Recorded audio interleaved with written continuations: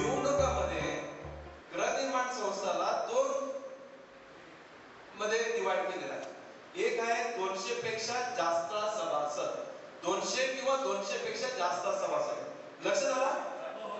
आता मी विचारतो किती सभासद संस्था इथे आहे ज्यांच्या सभासद 200 किंवा 200 पेक्षा जास्त आहे? एवढा संस्था आहे. ओके. 200 पेक्षा कमी म्हणजे 199 किती लोक संस्था आहे? बाकीच्या लोकांचं काय पुढे काय? दोनच आहे प्रकार. ऐकून घ्या, परत सांगतो. निवडणुकात ऐकून घ्या, 200 किंवा 200 पेक्षा जास्त ज्या संस्था आहे त्यांना सी कॅटेगरी म्हटलेलं आहे. संस्थेला A category, B category, C category, D category, अ ब क ड. अ आणि ब तुम्ही लक्ष द्यायची गरज नाही. ते राज्य स्तराचा संस्था आहे, बँका आहे, मोठा पतसंस्था आहे, त्याला तुम्ही जास्त दाद देऊ नका. आपला सी कॅटेगरी म्हणजे ज्या गृहनिर्माण संस्था ज्यांच्या सभासदत्व जे अधिकृत सभासद म्हणजे ज्यांना आपण म्हणतो मेंबर, तर 200 किंवा 200 पेक्षा जास्त असेल त्यांना सी कॅटेगरी म्हटलं जातं. 200 पेक्षा कमी असेल, 199 किंवा त्याच्यापेक्षा कमी असेल तर त्यांना डी कॅटेगरी. एवढं कळलं आपल्याला? आता प्रश्न असा येतो, सी कॅटेगरी असेल, आमच्या संस्था क कॅटेगरी असेल तर निवडणूक प्रक्रिया आणि ड प्रक्रिया असेल तर निवडणूक प्रक्रिया कसा असणार? पहिल्यांदा सर्वांनी हे समजून घेणं आवश्यक आहे. ह्याच्या नंतर 11 सप्टेंबर 2014 तुम्ही डेट लिहा. 11 सप्टेंबर 2014 ला निवडणूकचा नियमावली प्रसिद्धी केला गेलेला आहे. हे राज्याचा जे परिपत्रक आहे ज्याला आपण गजेट म्हणतो, तर त्याच्यामध्ये हे आलेलं आहे 11 सप्टेंबर 2014. याच्यामध्ये आपल्याला दोन प्रकारचे गृहनिर्माण संस्थाला दोन प्रकार केले, सी कॅटेगरी आणि डी कॅटेगरी. याच्या निवडणूक कोण घेणार आहे? निवडणूक आयुक्त घेणार आहे. आता निवडणूक तुम्ही घेऊ शकतात का? तुम्ही घेऊ शकत नाही. हे इम्पॉर्टंट आहे. निवडणूक तुमच्या संस्थेत कोण घेणार आहे? निवडणूक आयुक्तच घेणार आहे. स्वतंत्र निवडणूक आयुक्ताचं ऑफिस स्थापन झालेलं आहे. पुणेमध्ये याचं स्थापन झालेलं आहे. पुणेमध्ये स्थापन झाल्यावर प्रत्येक जिल्ह्यामध्ये निवडणूक अधिकारी नेमला गेलेला आहे प्रत्येक जिल्ह्याला. आणि प्रत्येक तालुका किंवा वॉर्डला सुद्धा निवडणूक अधिकारी नेमला गेलेला आहे. आणि तुमचा निवडणूक अधिकारी कोण आहे? एक्सआरएचा निवडणूक अधिकारी कोण आहे? तुमचा निवडणूक अधिकारी तुमचा उपनिबंधक आहे. एवढं कळलं? म्हणजे तुम्हाला आता निवडणूक कोणाकडे मार्फत घ्यावं लागेल? तुम्हाला उपनिबंधक मार्फत, ज्याला आपण म्हणतो सहनिबंधक किंवा सहाय्यक निबंधक, त्यांना तुम्हाला पत्र द्यावं लागेल. आता पत्र कोणी द्यायचं? कमिटी. ज्या कमिटीचा आता मुदत संपलेला आहे, त्यांच्या 12 वर्ष झाले, त्यांच्या 7 वर्ष झाले, 8 वर्ष झाले, त्यांच्या 15 वर्ष झाले किंवा त्यांच्या 5 वर्षापेक्षा 4.5 वर्ष झालेले आहे. मुदत संपवायच्या 6 महिन्याच्या अगोदर, कधी? मुदत संपवायच्या 6 महिन्याच्या अगोदर आपल्याला सहाय्यक निबंधक किंवा सहनिबंधकाला, ज्यांचं तुमच्या संस्थेचा जे निबंधक आहे त्यांना पदाधिकारीना कमिटीने एक प्रस्ताव पाठवा लागेल. आमचा मुदत हे तारीखला संपतोय म्हणून आमच्या संस्थेचा तुम्ही निवडणूक घ्या. लक्ष द्या, 6 महिन्याच्या अगोदर. आता ज्या संस्थेचं मुदत संपलेलं आहे, 2013 ला संपलेलं आहे, 2014 ला संपलेलं आहे, त्यांनी सुद्धा आता आपला उपनिबंधकाला पत्र द्यावा लागेल. लक्षात आलं? आता समजा त्यांनी पत्र ज्या कमिटीने ह्या प्रकारचं पत्र दिलं नाही, तुम्ही निवडणूक आयुक्त म्हणजे निवडणूक अधिकारी आमच्या संस्थेसाठी नेमा असं तुम्ही पत्र दिलं नाही आणि तुम्ही काहीतरी जाणून बुजून असं दिलं नसेल, तुमच्यावर कारवाई होऊ शकतो. जे कमिटी ज्यांनी असं चुकीचं कारवाई केलेलं आहे किंवा कारवाई नाही केलं, त्यांनी निवडणूक गरज आहे असं लिहिलं नाही, कळवलं नाही उपनिबंधकाला, तुम्ही काय तुमचं काम पार पाडलेलं नाही. म्हणून त्या कमिटीमध्ये जे काही लोक आहेत, जे कारणभूत आहेत, त्यांना पुढच्या 5 वर्ष निवडणुकामध्ये उभे राहू शकत नाही. म्हणून त्यांना डिस्क्वालिफाय केला जाणार आहे. त्यांना कुठल्याही प्रकारच्या कमिटीमध्ये येऊ शकणार नाही. म्हणून ज्यांचा टर्म संपलेला आहे आणि ज्यांच्या टर्म पुढच्या 6 महिन्यात संपणार आहे, ह्यांनी आपला उपनिबंधकाला हे कळवणं आवश्यक आहे. आमच्या निवडणुकीसाठी, आमच्या संस्थे निवडणुकीसाठी तुम्ही निवडणूक अधिकारी नेमा. आता हे करताना तुमचा संस्थे हे मेंबर कोण आहेत त्यांच्या यादी सुद्धा त्यांच्याकडे पाठवा लागेल, उपनिबंधकाकडे, निबंधकाकडे पाठवा लागेल. हे 2 गोष्टी तुम्हाला कराव्या लागेल. तिसरा, समजा त्यांनी केलं नाही, तुम्ही जागरूक सभासद आहे, तिथे 7 वर्ष झाला नाही, तुम्हाला माहिती आहे की टर्म संपलेला आहे, तुम्ही निबंधकाला तक्रार करू शकता.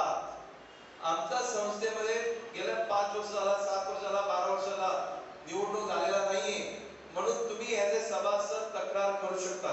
तक्रार केल्यावर निबंधक त्यांना बोलवतील, कागदपत्र बघतील, शोकॉज नोटीस देतील, हिअरिंग घेतील आणि त्यांना पटलं ह्यांचा टर्म संपलेला तरी सुद्धा ह्यांनी कुठलाही कारवाई केलेला नाही, म्हणून त्यांना शोकॉज नोटीस देऊन त्यांचं पदार्पण काढतील आणि निवडणूक आयुक्त म्हणून म्हणजे निवडणूक अधिकारी सुद्धा देतील आणि निवडणूकच्या प्रक्रिया चालू करतील. मी घेतो आपला प्रश्न देतो. आता सी कॅटेगरी 200 पेक्षा कमी सभासद असेल त्यांच्या निवडणूक कुठे घेतला जाणार? निवडणूक कोण घेणार आहे?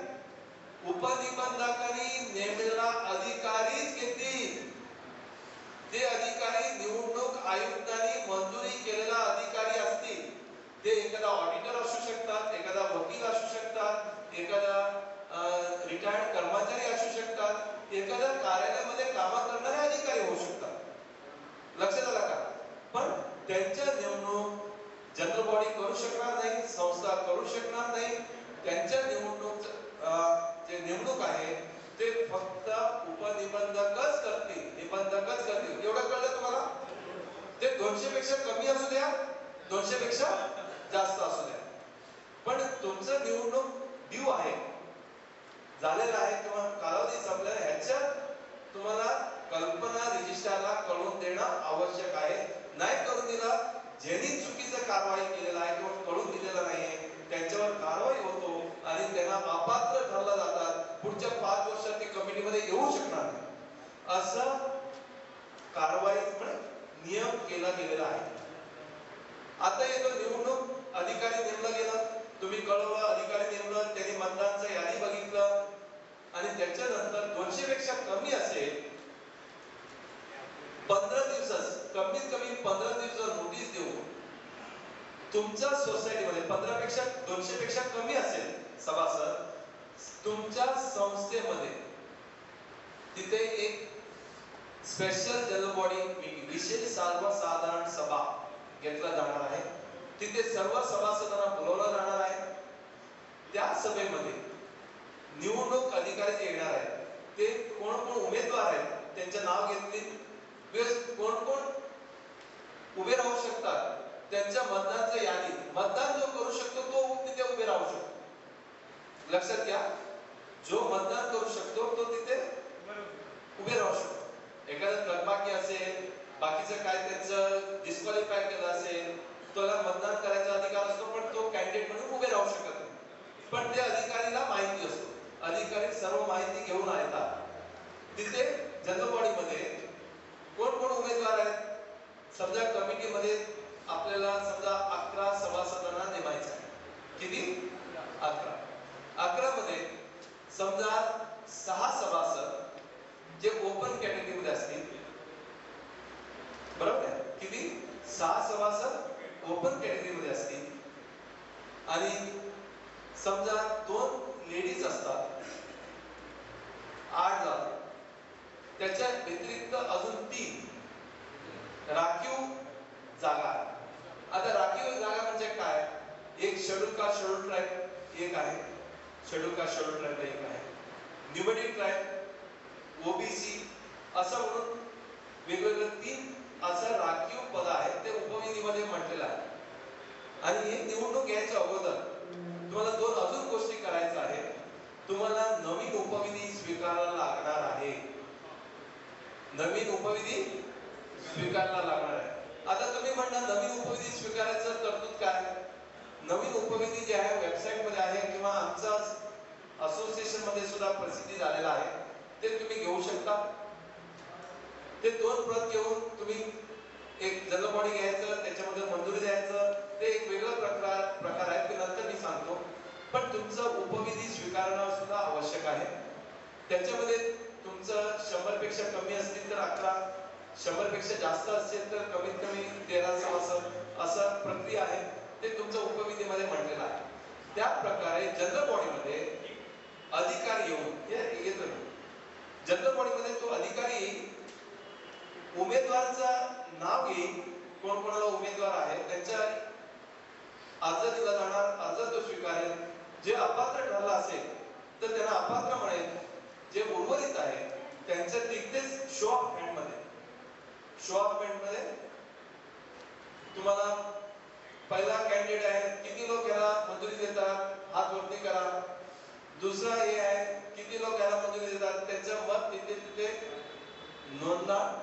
आणि ज्यांचे हायेस्ट मत आहे, समजा 6 ओपन कॅटेगरी आहे, 8 लोकांनी कॅन्डिडेट घेतलं असेल, जे 2 लोक कमीत कमी मत आहे त्यांना वगळतील आणि ज्यांना जास्तीत जास्त मत मिळालं आहे त्यांना ते मंजुरी देतील. तसंच लेडीज मध्ये समजा 3 कॅन्डिडेट्स आहेत आणि फक्त 2 सिलेक्ट करायचे आहेत, तर ते दोघांना सिलेक्ट करतील, शेवटचे जे आहेत त्यांना काढतील. असं शेड्यूल कास्ट शेड्यूल ट्राइब. समजा कोणी लेडीज उभे राहिला नाही, होऊ शकतो की नाही, तर ते पोस्ट काय होणार आहे? लेडीज कोणी उभे नाही, आता काय होणार आहे? तिथे ते वेकेंट ठेवावं लागेल. लेडीजच्या जागा जेंट्स येऊ शकत नाही. लक्षात आलं का? तर लेडीजच्या जागा निकामी ठेवला जाईल. आणि जेव्हा लेडीज उमेदवार कोणीतरी तयार होत असतील, तेव्हा त्यांच्या कोणी येत नसतील तर एकच असतील तर त्यांना घेतलं जाणार जेव्हा निवडणूक डिक्लेअर होईल. आणि OBC, schedule caste schedule tribe किंवा तुमचा न्यूमेरिक ट्राइब जे राखीव जागा आहे, तिथे सुद्धा कोणी उमेदवार नसतील तर ते निकामी राहणार आहे. ते भरता येत नाही. कळलं का? आणि जेव्हा ते येतील त्यांना तुम्ही भरून घ्या. त्या प्रकारचं तुमचा निवडणूक 200 पेक्षा कमी असतील, निवडणूक अधिकाऱ्याच्या समोर जनरल बॉडीमध्ये होणार आहे. 15 दिवस अगोदर नोटीस दिला जाणार. दुसरं, समजा तुमचं 200 पेक्षा जास्त सभासद आहे, बरोबर आहे, तर 200 पेक्षा जास्त सभासद असेल, निवडणूक अधिकारी ते मतदान यादी तयार करतील.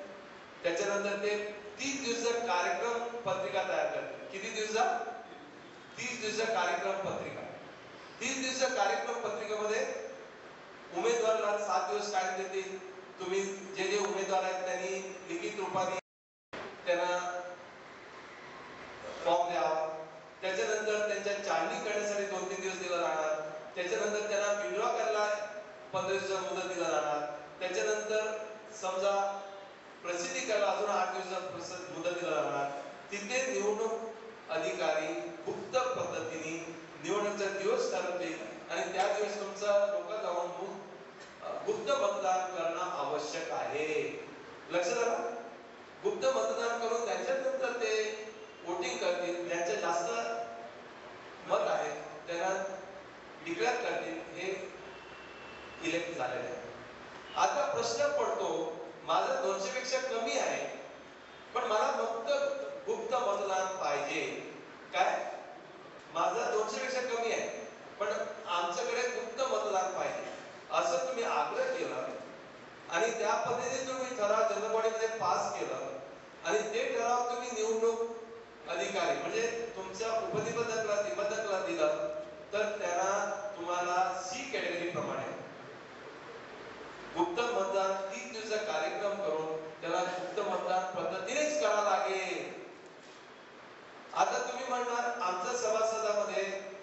मत आहे, आम्हाला निवडणूक अधिकारी नको. आम्ही आमच्या जनरल ठरलेलं आहे की 7/7 हे ठरलेलं आहे. असा होऊ शकत नाही. तुम्ही तसं म्हटलं तरी तुम्ही म्हणा करा, पण तुम्ही ठरवा, पण ते बेकायदेशीर होईल तर तुम्हाला परत ते नाव रजिस्टरकडे द्यावं लागेल. रजिस्टर अधिकारी नेमतील, ते जनरल मध्ये येतील. जनरल मध्ये तुम्ही म्हणा, समजा तुमच्याकडे 6 कॅन्डिडेट आहे, पाहिजे किती पाहिजे? 6. 8 आलं तर निवडणूक होणार. 6च्या 6 तुम्ही तिकडचं तिकडे अर्ज भरून फक्त 6 दिला, बिनविरोध 6 निवडून येतील. तसं पण त्यांच्या समोर हे होणार अतिशय आवश्यक आहे. हे झाल्यावर तुमचा पहिला कमिटीचा मीटिंग होणार आहे. त्या कमिटी पहिल्या मीटिंग मध्ये सुद्धा तुमच्या पदाधिकाऱ्यांचा निवडणूक होणार आहे. चेअरमॅन कोण आहे, सेक्रेटरी कोण आहे, ट्रेझरर कोण आहे, लक्षात आलं का? तर त्यांची निवडणूक कोण घेणार आहे? त्यांच्या निवडणूक सुद्धा रजिस्ट्रारने नेमलेला अधिकारी तुमच्या कमिटीमध्ये येऊन त्यांच्या समोर निवडणूक होणार आहे. तर सोयीच्या अनुसार काय होणार आहे मी सांगतो. ज्या दिवस तुमचं निवडणूक होणार आहे, 15 दिवसाच्या नोटीस मध्ये जनरल बॉडीमध्ये निवडणूक होणार आहे, ते निवडणूक संपल्यावर आपण तो पदाधिकारी निवडणूकचं पण मीटिंग घेऊन टाकता. म्हणजे काय, ते तिथे उपस्थित आहे. तुम्ही 15 दिवसानंतर केलं तर परत ते अधिकारी या हे ते अडचण होत आहे. आता दुसरा प्रश्न लोक निर्माण करतात, निवडणूक अधिकाऱ्याचे पैसे कोण देणार आणि किती पैसे होणार आहे? बरोबर आहे, हे मोठा प्रश्न आहे. तर हे 5 वर्षाला एकदा निवडणूक असतो, टर्म 5 वर्षाचा असतो. म्हणून निवडणूक अधिकाऱ्याचे जे पैसे आहेत ते पैसे सोसायटीला द्यावे लागेल. आता तुम्ही म्हणणार किती पैसे असणार, हे पैसे किती असणार आहे? जवळपास मला तर माहिती नाहीये, अजून त्याच्या नियमावली आलेला नाही. पण हे सुद्धा किती पैसे द्यायचं हे सुद्धा ज्या पद्धतीने ऑडिटरला फीस गेले 29 ऑक्टोबरला 2 दिवस पूर्वी ऑडिट फीस किती असावा, बरोबर आहे, ते लिहून दिलेलं आहे शासनाने. ह्याच पद्धतीने जेवढा सभासद आहे सोसायटीमध्ये त्या सभासदांच्या अनुषंगाने निवडणूक अधिकारीचा फीस किती असावा ते सुद्धा तुम्हाला एक करून देणार आहे. ते पुढच्या 3-4 दिवसामध्ये होणार. आणि हे निवडणूकची प्रक्रिया जी आहे 31 ऑक्टोबर पर्यंत थांबला होता, आता 1 नोव्हेंबर म्हणजे 8 पासून ते सुरू होणार. आजपासून ज्या ज्या सोसायटीचा निवडणूक थांबलेला आहे, ज्यांचे टर्म संपलेला आहे, त्यांच्या निवडणूक सुरू होणार आहे नवीन प्रक्रियाप्रमाणे. हा, निवडणुकीला घेऊन अजून काय प्रश्न? आता मला वाटतं मी जास्त समजून सांगितलेलं आहे, बरोबर आहे? अजून काय प्रश्न असेल? सर 200 पेक्षा कमी आहे म्हणजे ते 100 पेक्षा कमी आहे की नाही? ओके, 100 पेक्षा कमी असेल, टोटल मेंबरशिप तुमचं 11 असणार आहे, त्याच्यामध्ये ओपन कॅटेगरी 6 असणार आहे, लक्षात आलं? आणि 2 लेडीज आहेत, 8 झाला, 3 रिझॉर्ट. 100 पेक्षा जास्त असतील 300 पर्यंत, मला वाटतं 13, त्याच्या 13 मध्ये लेडीज 2च आहे, हे 3 आहे, 5. 13 मध्ये तुम्हाला आता जे आहे 8 ओपन, 6चा 8 ओपन, असं 2-2 ओपन कॅटेगरी वाढत जातात. किती? 1550. Committee member 11.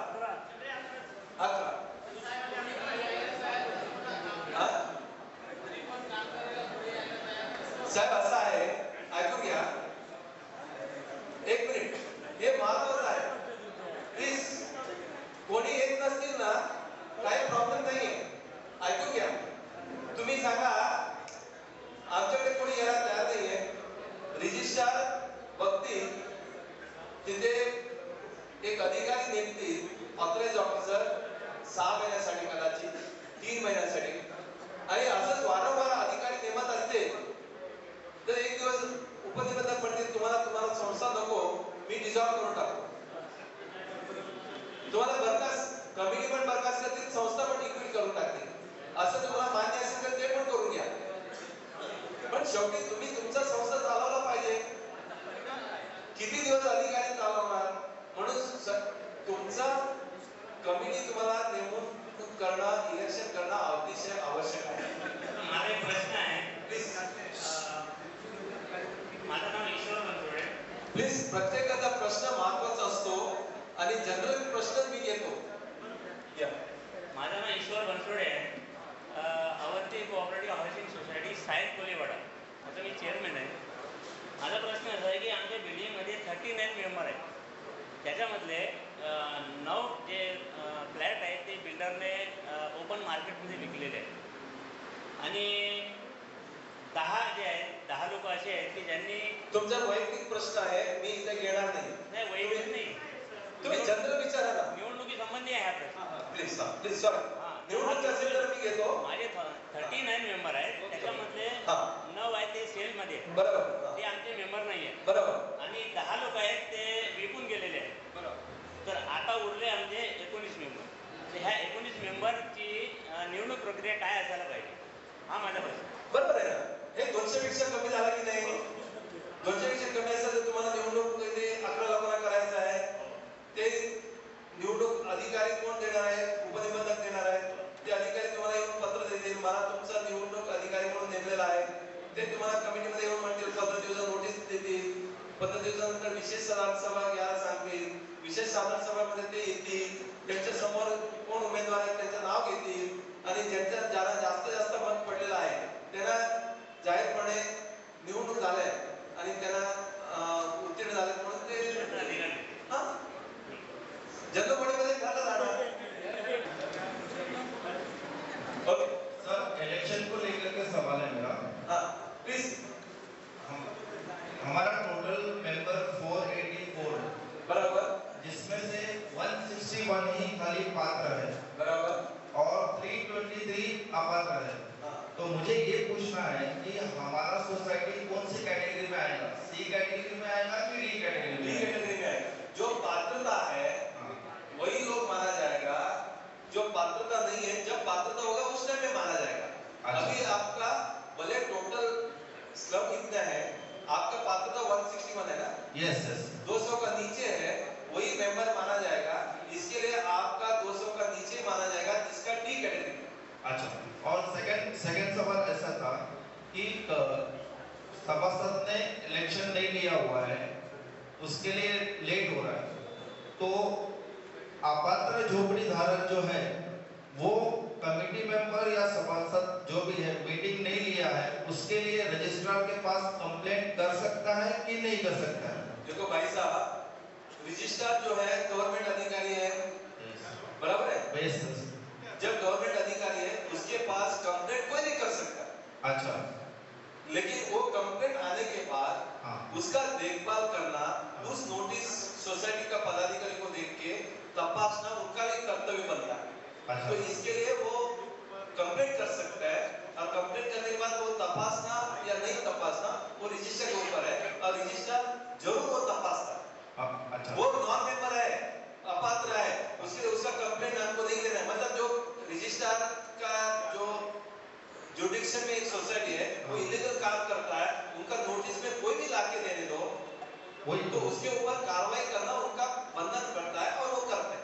मीन्स अपात्र झोपड़ी धारक को कंप्लेंट कर सकता है और रजिस्टर उसके ऊपर कार्रवाई करना पड़ेगा, ऐसा है? हाँ. Okay, thank you sir.